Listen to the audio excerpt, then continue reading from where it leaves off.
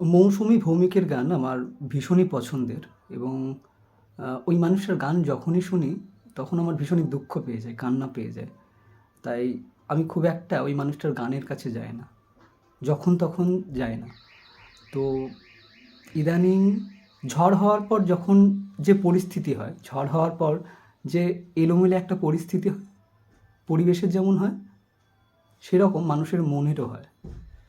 তো আমারও মনের এরকম একটা অবস্থা হয়েছিল। আর এরকম অবস্থা বা পরিস্থিতি হলেই আমি আ নদীর কাছে চলে যাই, নির্জন, একা। তখন আমার কোনো মানুষ ভালো লাগে না। মানুষের থেকে আমি দূরে চলে যাই তখন। তো নদীর কাছে দাঁড়িয়ে আছি, সন্ধে হচ্ছে একটু, একটু করে।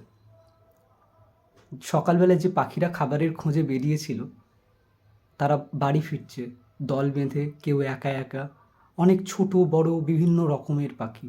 পাখিরা তো পৃথিবী থেকে আজকাল হারিয়ে গেছে, তবুও কিছু পাখি আছে, যারা পরিবেশের মধ্যে নিজেদেরকে আ ভারসাম্য বজায় রেখে যারা এখনো টিকে আছে আরকি।